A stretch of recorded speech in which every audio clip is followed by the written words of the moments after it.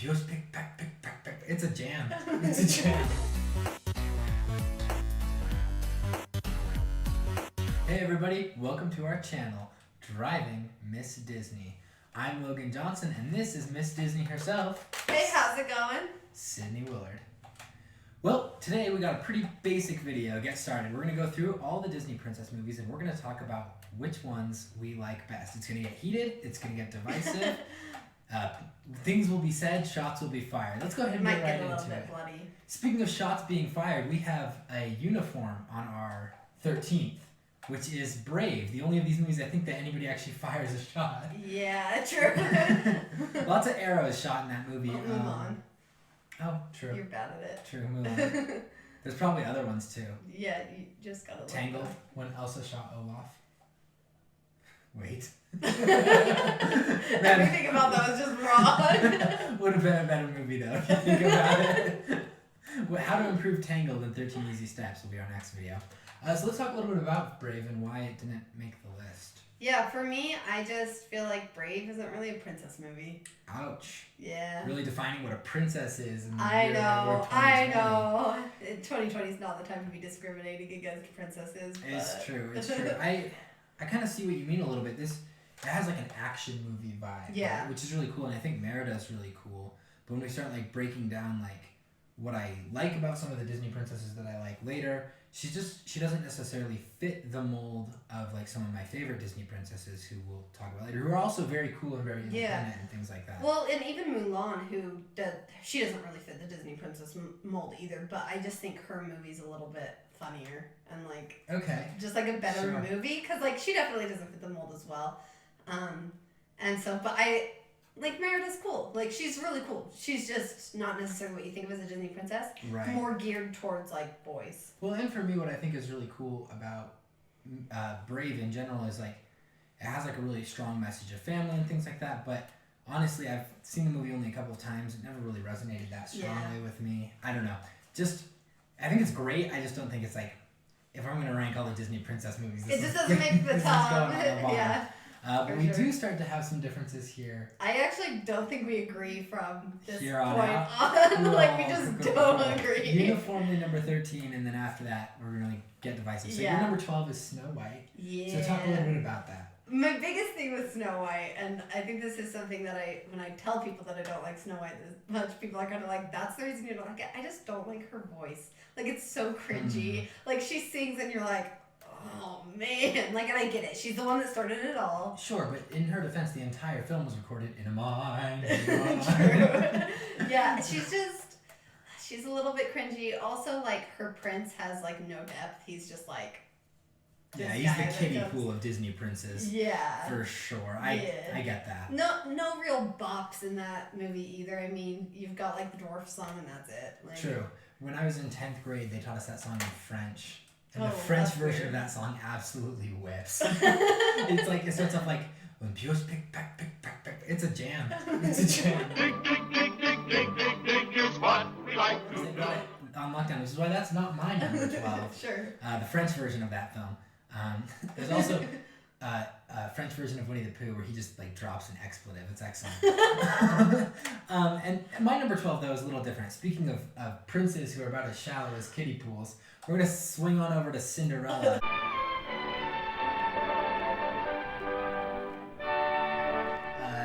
Who her prince decided the only woman he wanted to marry was the one with size 9.5 foot, which is, you know, everybody's got their Pretty sure things. it's Everybody's got their 6.5. things, but Isn't it 6.5 feet? I have no idea. Like 9.5 feet. Really big feet. Size 9.5. For a woman, yeah. Oh, That's yeah. no shame, ladies. Yeah. Like if you got 9.5, so Okay. yeah, like Well, it it's could have fine. been 6.5. It's good. I don't know. But yeah, no, I like Cinderella okay, but honestly, my favorite part of the movie is the mice. Same. And you know that doesn't speak much for the rest of the plot of that Mice movie. are where it's at. Right, they are. They're great. They're wonderful. Gus Gus is our icon in 2020. For sure. But hashtag Gus Gus 2020, by the way. Go ahead and share that around as we're getting into election season. I was gonna say, should I vote for Gus Gus for president? Not to get political, but I think we should. What party does Gus Gus run for? I think Gus Gus is just straight up communist. Just like this dress that we sewed belongs to the state. Right. No, but to circle it back to like Cinderella, I just think this movie, it's a tale as old as time. Not in the same way Beauty and the Beast is, but it's a tale as old as time.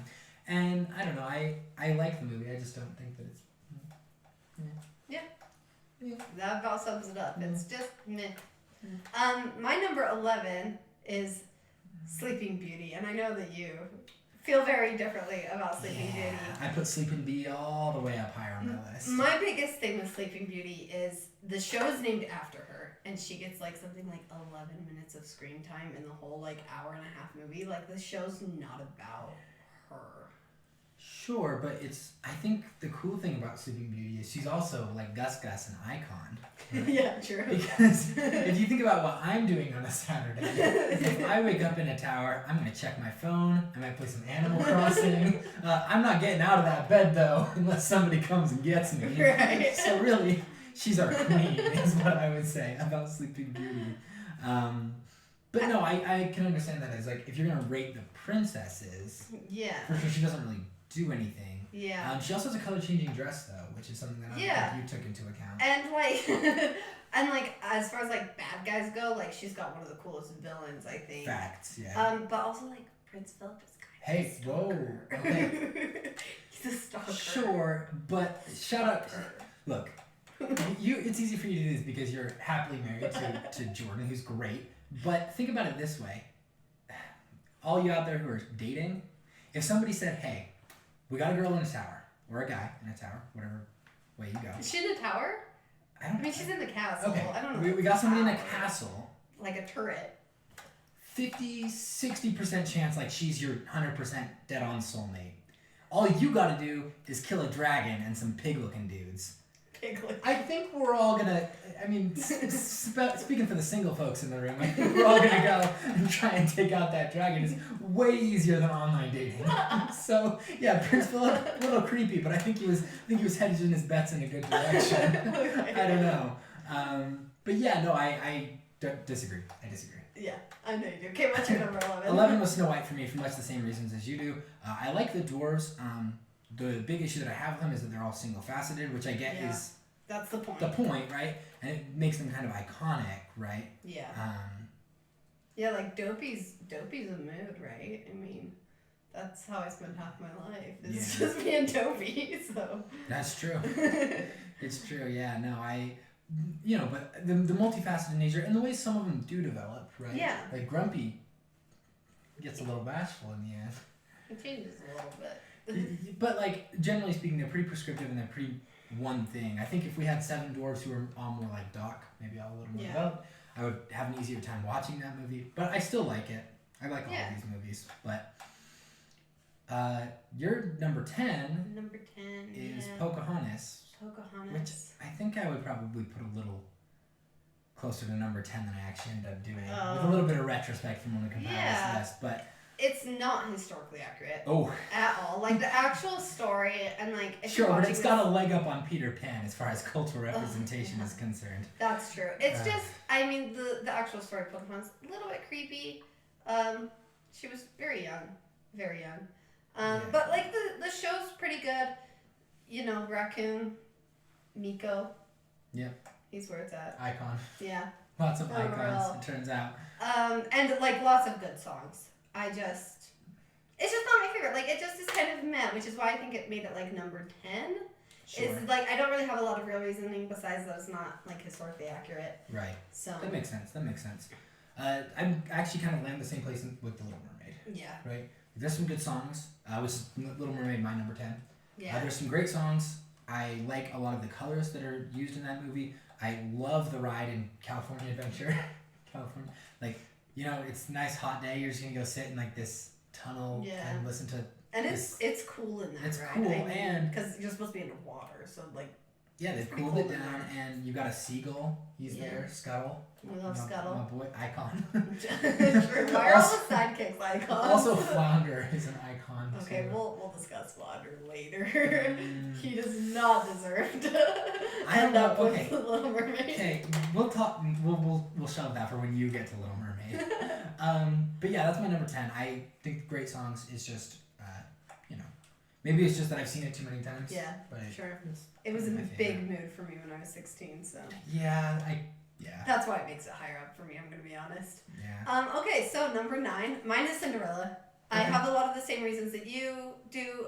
I think, like, the reason Cinderella makes it a little bit higher up on my list rather than lower is I think it's a really good adaptation. Like, as far as adaptations of different fairy tales go, like, it holds a lot of the same themes. Like, they made it a little bit less gruesome and things Sure. like that. Because Cut the gore. nobody wants that. But, you know, and it's cute. Like, it's a cute story. There's a cat named Lucifer. And if Awesome. you don't like cats, big thumbs up. Walt Disney is anecdotally recorded as having once said that every cat is a villain. And I would have to agree with that. They are just kind of, Little Lucifer. they really are. So, I saw this great Tumblr post once that said, if cats knew about sin, they wouldn't even care. yeah, true. And somebody responded, me neither, I freaking hate trigonometry. You think about like sine, anyway. Pretty good. That's funny.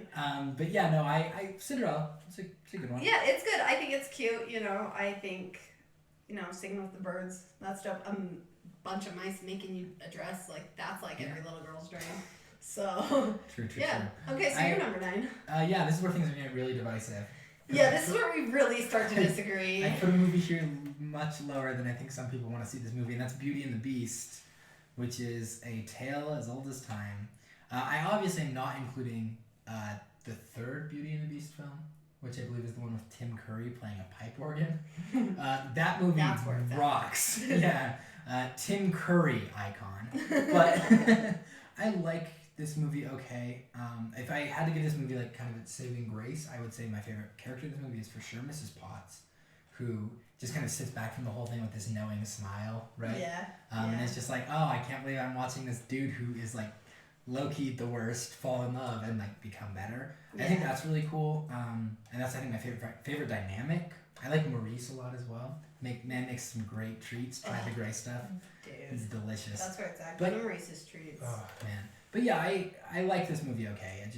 It's held back by my love of other movies. Yeah, and I think that's kind of this part is like we start to get into like more bias towards other movies or like things like that, and it pushes other things lower. Not because they're bad movies, but just because none of these are bad movies. They're all great. Yeah, which is great because we now get to talk about like why we like the movie. Yeah, instead of why we don't like why the it got put movie. so low. So your number 8 Is Mermaid. Little Mermaid. And like I kind of alluded to earlier, like this was like a big mood for me when I was 16. Literally would watch this show on repeat because I was just like, man, like nobody understands me. Like I'm in love with this guy and nobody gets it. Sure. Yeah. Like, so you know, and you're like, Well, it's funny. I think back to when you were in high school and the guys you dated were also low-key shipwrecks. yeah, I mean, that's the most accurate term. No shade. I hope none of them are watching this right now. Can you imagine? The shade. Oh, man. Being like, you guys are all kind of trash. True. Yeah, so Little Mermaid for me, it just was very relatable as like an angsty teenager who thought that like nobody understood. And like looking back, like they probably got it. They just were like, you just need to pick somebody different. And I think it's got like good music. Like it's stuff you can sing along to. It's very relatable for 16-year-old me. That on land they understand, but they don't reprimand their daughters. Well, it's time to go one jump ahead into number 8. My number 8, which is Aladdin. Yeah. I actually haven't seen the live action movie they did of this. I hear it is a lot better than the original. I've heard that from like everybody but you. You just grimaced. It's not. I wouldn't say better. It's more accurate though, right? Like it's like less culturally. Yeah, for sure. Yeah, the live action that's for another time. I would say it's different, not Okay, necessarily cool. better because Cool. cartoon has nostalgia. Sure, fair enough. So Yeah, no, I like this movie a lot. When I was in 7th grade, I decided I would audition for a musical using the song One Jump Ahead from Aladdin. So that has a lot of memories for me. It didn't go well, mostly because I was not able to find a minus track. So I actually had to audition with Bare Necessities from the Jungle Book. That went bad. But I spent a lot of time practicing singing One Jump Oh my Ahead. gosh, I remember from that. Aladdin. Hop Good times. I like this movie a lot. I like the idea that he's able to move from one position to another and then back to where he was, but it's never his like wealth or his station or his position that matters to the people around him. It's just that he is who he is. But yeah, no, I like this movie a lot because of that. So that's my defense of Aladdin. You actually put it higher on your list, so I'm sure we'll talk about it more. I hardcore crush on Aladdin. Okay. Sure, that little half jacket. I'm gonna get that for my husband for Look. Christmas. Okay. Little fez. Just put a little hat. Man. Let's go to number 7, which my number 7 is Mulan. Yeah. This show to me is hilarious. I mean, just especially when you watch it like as a little kid, then don't watch it for a bit, and then come back as like an adult. It's like very funny. Okay, so that's like a big reason that I really like Mulan. And also like she's not a typical Disney princess, which is why I don't like Brave, right? Sure. So like there's a lot of similarities between the two in how their role in like society is. Like it's not the traditional like they were going to marry. Well, they're both a like prince. fighters. Yeah, right? they're fighters. But so that's maybe one reason why like as far as Disney princess movies go, it's not like the greatest. But I think it's really funny. I think it's got a lot of really really good jokes. Yeah. I quote it a lot. I mean, who among us hasn't ever said, "Would you like to stay forever?" Yeah. Would you like to stay for dinner? Would you like to stay forever? Like that's basically how me and my husband ended up together. Is that's what Yeah. my mom invited him over for dinner, and then I said, "Would you like to stay forever?" So That's true. My 7 is Pocahontas. Yeah. For a lot of reasons you talked about, great raccoon character. The whole thing for me though is I love the aesthetic of this movie and I love the soundtrack. It's beautiful. I mean, the artwork is really pretty in that one. Yeah, it just blows me away. And I think that's like, Colors of the Wind is awesome. Yeah. A lot of really good memories with those songs and a lot of really good memories with the way that film is shot. Maybe isn't the right word for an animated film, but the way it's animated and the way it's crafted, it's beautiful. it feels really natural. And so I like that movie a lot. Cool. Okay, well, let's go on to number 6. Mine is Beauty and the Beast. I put this up, I think the main reason for me is, like, it's one of my mom's favorite movies, and so, like, I have lots of memories of, like, sitting in the sewing room with her and watching Beauty and the Beast over. And over. Well, that sewing room's funny, too, because you have to have your head up. Yeah, you literally, there's no good place to sit, so you're just like this the whole time watching totally. Watching the TV. So I have lots of memories of that, and I think that it kind of makes me a little bit nostalgic for like time I spent with my mom, with her, like kind of us bonding and like talking over the movie, because like, but it's a good movie, you know. And all of you haters who are gonna say that it's about Stockholm syndrome, like you can just leave now, like. Wow. I don't need that negative energy. You've heard some takes and you're here to refute them. Yeah, like it's just, I mean, she really does make decisions for herself, and she's very clear-headed about it, in my opinion. I mean, it really depends on the way you look at the film. I think she's just a very strong woman, and she knows what she wants, and she... Well, she wants to, like, not have her... She wants to let her dad go, and then she decides to stay with the Beast. I see what you're saying. She makes a lot of choices. My favorite sequence in the movie is either when Gaston falls off the roof, which is funny, because Gaston's a character who I like a lot, from the perspective. He's, like, a pretty good villain. Yeah. Like, he just...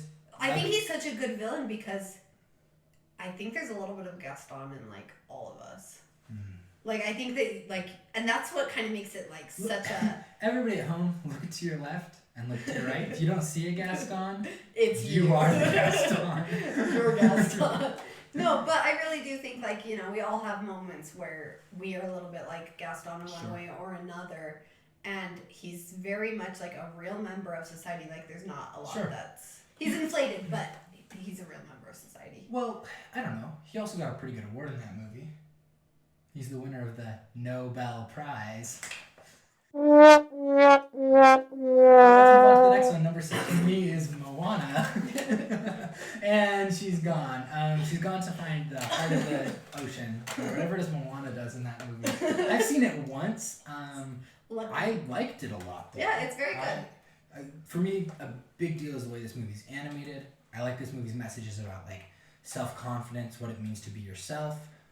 Especially with, like, The Rock's character. Yeah. Whose name escapes me. Maui, thank you.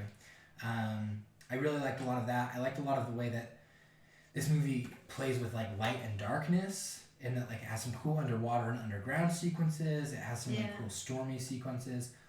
It works on a really nice palette. I think this is a good one, and this actually works well because this is where our list almost overlaps a little. Moana's your number 5. Yeah, Moana's my number 5, and I have seen this one a lot. My husband has many nieces and nephews between the ages of 0 and 15, and so I've seen especially like parts of it a lot, not necessarily in sequence, but it's very good. I think that it was very, very well done. Like the plot is just very well thought out. Like it's not one note. It's not all about her finding love because she doesn't even find love. But like, she does, in the sense that she finds. Well, she finds love with herself and the ocean. And for her people too. Yeah, right? yeah. Like this is a movie about like finding where you fit in a society that you don't fit in. Right? Yeah. Because her whole thing is she always wants to go to the ocean. And she is able to help bring her people with her and integrate in a really cool way. I like this movie. She really discovers herself in it, I think, and really discovers that it's okay to be different from society, which is like a really good message. Yeah, it's super good. Number 5 for me would be Moana, and which brings us to your number 5. Which is Mulan. Mm-hmm. This is the movie in which somebody at Disney Co. was like, what if we had Eddie Murphy play a dragon? I am the guardian of lost souls. I am the powerful, the pleasurable, the indestructible Mushu. And I think that's all I need to say about this movie. I'm the person who also quotes Mulan regularly. Yeah. If anybody says, well, what do you want? I say a girl worth fighting for. Right. Because it's just a great response. There's a lot of depth in this movie, a lot of emotion, a lot of really cool dichotomies of mood, and a lot of ways of transitioning. I love the end of the song Girl Worth Fighting For, where all of a sudden they stumble upon, what in maybe another movie would have been a much gorier scene, but they stumble upon a totally desolated village that has been destroyed by the Huns, and like immediately they're like, okay, well, we're gonna play with this idea. Yeah. So I think that there's like, it does some really cool things in it. It plays in a space that's similar to real life. I also like absolutely adore the sequence where this is a movie that plays a lot with gender and gender ideas, right? Yeah. And what it means to be a woman and what it means to be a man. Yeah. And I love when they reprise Be a Man as they're all dressing in drag to infiltrate the palace, it's awesome. I love that about this movie. I love kind of some of the ideas that it's tossing around of like, hey, just because you fight in a war doesn't mean you're not ladylike, right? I don't know. I think that's really cool. So this one goes pretty high for me. Okay, so number four for me is Aladdin. And up until recently, I hadn't seen Aladdin in like a very long time. Okay. And so in my head, it was like one of those Disney movies that you always are like, I wish we owned that movie because it just sounds so good to watch right now, right? Sure. So it was like the Disney movie you always wanted to watch. But then Disney Plus changed, revolutionized Just the like world, that. and also becoming an adult and being able to buy movies you actually wanted. So I have like a lot of like memories of wanting to watch Aladdin and not being able to. There's some deep repression of Aladdin It's here. really, and I find like a lot of these movies fit in the rank they do because like it's very biased. But with Aladdin, I think I hardcore crush on Aladdin. Like very much like we stan a street rap. as far as cartoon characters go, like they maybe made him a little too sexy. Oh, right. Dang, what a take. But Jordan, here. Jordan, you watch this video? I mean, he's not home yet, right? Yeah, so no, I really do like Aladdin though. I think that it very much shows like how important like trust and honesty in a relationship is. And it shows that even if you don't start off a relationship great, like there's ways to work through it and conquer over it, Yeah. even if you didn't do things perfectly the first time. So Totally. kind of a deeper meaning there, Hitting Yeah. it hard with hard truths. So this brings you to your number 4, which is just straight trash. Sleeping Beauty. I have defended her, I think, sufficiently for anybody who wants to criticize. I've defended Prince Philip against all criticism. I mostly want to talk about the animation style of this movie. Look, he's not a stalker. They just swiped up. Mutual swipe up. She was pretty thrilled to see him there. Okay. No, I like a lot about the way this movie is animated. I like a lot of its themes of kind of destiny and fate.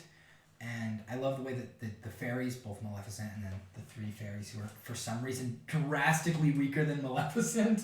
I love the way that they interact, which is to say she puts a curse and the fairies are like, okay, but we can't undo it, but we can make it okay in the end. Yeah. I like the way that it plays with some of those ideas. I think it's really cool. Yeah. So plus And there's a dragon. To be fair, like we're kind of talking more about like the movies, like the actual Disney princess, like Sleeping Beauty. I've loved since I was a little girl. We stan a legend. Yeah. She Like, sleeps in bed for a whole film. She's great. Like I don't know. So like I definitely as a Disney princess. Yeah. Also, in my defense of Prince Philip, they meet once before she's put to Yeah, bed. they do.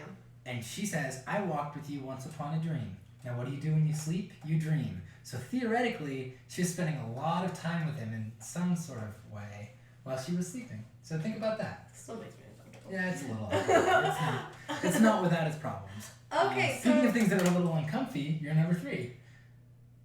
This movie's a little uncomfy.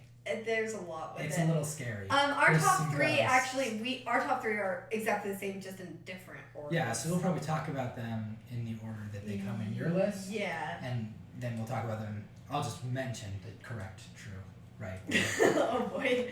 So number 3 is... Princess and the Frog for me. I love this movie. I This think is my it's number 2. very good. Very well done. I think it's pretty accurate as far as like cultural representation goes. As far as Disney it's one of the movies go, closer it's one of the better ones. Sure. I think it's pretty accurate. I think it shows like the 20s very good, very well. It has like a really good jazz feel to it. Yeah. Like as far as capturing that musical style, it does it really, really well. Yeah. I love the crocodile, or it's an alligator because it's Louisiana. It's the alligator who really wants to be a jazz star. Is it a crocodile? No, it's an alligator. Crocodile's Africa. Alligator's U.S. I'm pretty sure there's crocodiles in the U.S. No. Comment below who's right. Is it a crocodile? Comment below, alligators or crocodiles. Are Yeah. they both in the U.S.? This might just Much be like another vlog cats, moment. there are no crocodiles in America either. Yeah, that's true. And the streets are paved with cheese. There are no cats in America, and the streets are paved with cheese. Also, the moon is made of cheese. if you That's think about it. accurate, true too. But no, I like this. I think this movie has a great cast of side characters, Mhm. right? Yeah, very well developed. That Aladile, or the crocodile who wants to be a jazz musician, is awesome. I also love the little firefly who falls in love with a star. Right. Oh, Evangeline. No, yeah, it That definitely musical hits number is a some notes. tearjerker. Yeah, it's very good, and I think it's like a very like we all know the story of like the Princess and the Frog, like The or the Frog Prince, yeah. Like, and I think that just was kind of like one of those shows that's like, you know what, like I grew up reading that story, and like so then when they brought it to life, like that was really cool. Well, I also like the way that they subvert it in the sense that like he is literally royalty the whole time, but the movie is about the princess and the frog, not about the prince and the frog prince, right? Yeah, the frog prince. Because he's a trash pile. Yeah, for sure. And she's like independent and hardworking and talented and popular. In the sense that I don't mean popular, I mean like loving and well loved. We all going out dancing tonight. Care to join us? It's Mardi Gras. You know I got 2 left feet. Besides, you need a napkin, sweetheart? I'm gonna work a double shift to let hear your hotcakes. You know, so You can save for your restaurant. I know. Girl, all you ever do is work. maybe next time. Like everyone likes her. A really accepting person. She's fostered this whole community around this restaurant she wants to start, you know. And I think it's really cool because like she's pretty much willing to give up something she's dreamed of her whole life for love, which for all of you cynics out there that might be like a little bit not okay with you guys, but for me, like for a person who is happily married with kids, like I'm like that to me is like that's what it's like. Yeah, like that's what it's like. You would give up your dream and go live on a farm for the person you love. Sure. So we all live on farms sometimes. yeah, so I think that's really cool. So yeah, that's my number 2. Your number 3. Yeah. Let's move to your number 2. My I number guess 2. my number 1, the best Disney film ever made in those studios, except for maybe the sequel to this Disney film, which was also made in the theaters. is Frozen. It's Frozen. It's very good. Again, has kind of a different plot, has a different ending for the princesses. It doesn't really have much of a plot, frankly. Just like great soundtrack. Yeah, very good music. Great characters. Mm-hmm. Great sequel, which never happens. Yeah, the sequel's very good. But yeah, no, I really do like it. I think, you know, the endings for like Elsa, like I don't think really you would expect going into the movie if you've never seen it before and you don't know anything about it. Like you would expect her to just kind of figure out who she is, be confident in herself, and like it's not even that she doesn't need a man, it's just like that it's not even addressed that like a man's even an issue. Like yeah, Anna's the one who doesn't need a man at the end of that film. Right? Yeah, but then she gets one anyways, which is great. Great for her. But, yeah. Anna's our queen, truly. Yeah. But yeah, no, I like this movie a lot. I just think the characters and the way that it interacts with the themes and things like that. I think it's funny. From what I understand, this movie had like a really interesting development. Yeah. A lot changed. There's like deleted scenes of Elsa just really killing some people. Well, and Elsa was supposed to be the bad guy originally. Right. Yeah. So but I think definitely changed. you know when you're making a movie like Frozen. And you go ahead and you start like writing all of this, and you animate Elsa and you create Elsa, and then you look at her and you're like, but she can't. Yeah. But we can't do well, this, and right? she really is she's such a lovable great. character, even when she's like angry and shutting Anna out. Like she's a really lovable character. Yeah. So. And Anna is the purest. Yeah. A little codependent. We like Anna a lot. We love Anna. We stand on and also Olaf. I mean, can't forget about that guy. We can talk about Olaf in connection to Frozen 2. I liked him a lot better than that. Yeah, he had. I think he's more of okay in Frozen 1. Yeah, well, I like him a lot, and my daughter has a little Olaf statue. True. And every time you tell her that, you say, "Oh, hi, I'm Olaf. I like warm hugs," and she goes, "Aww." She's 1.5. It's really cute. Yeah, so. that's true. That's true. So who doesn't like a little Olaf? Yeah, so, yeah I think that great. movie's objectively the best one. I think there are no other opinions that are valid, but. You said as we go on to talk about Tangled. My number 3. Yeah, Tangled is so good. And again, this kind of goes back to The Little Mermaid, like big mood, like lots of angst between like the mother figure. Yeah, I wonder how. Mom, don't watch this. I love you. Wonder how you as a teenager related to this movie. Yeah, so I really felt like, you know, there was a lot of conflict between like the mother-daughter relationship there, which like when you're trying to become your own person and independent, discovering who you really are, what you really like. If you like lanterns, that's cool. and then your mom's like, you will never leave this tower. You will never play night games ever. And it's just kind of like, please, Mom, we might have to cut that out. Mom, don't watch this. I mean, like I know what went down at some of those night games. So none of them are mine. Nothing went down at those night games for me. You must have had better night games than I did. The night games 2 or 3 years earlier, they were a little wilder. Apparently, I was just trying to play Run My Sheepy Run and Cougar, but whatever. Cougar's a good game. There no. are people out there who don't know how to play Cougar because it's a game that I invented with Jason Olsen. So basically, there maybe is one person watching who knows what Cougar is. True. So Go ahead and comment in the subs below what you think Cougar is. Chances are you're wrong. Yeah. But yeah, no, I don't know. I like Tangled a lot for similar reasons. I really like the character of Flynn Rider, who's somebody who has chosen to disillusion. I see we have another Husband's still gone, right? Oh gosh.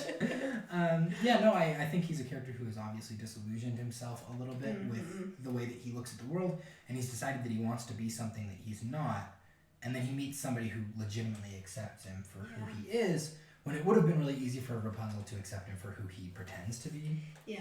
Right? But she kind of sees through it and picks him. And I like that. I like that narrative a lot. I think all of us do that a little bit where we idealize somebody and then we decide to try and be like them. Yeah. Instead of just acting like ourselves. Well, and I really like that there's a moment in Tangled, you know, where she, like, wants to know his story. They're sitting on, like, that log after almost dying. And he basically is like, I'm trying to do the thing she does. I know, she scooches closer. And both hands. I'll spare you the sob story of poor orphan Eugene Fitzherbert. It's a little bit of a downer.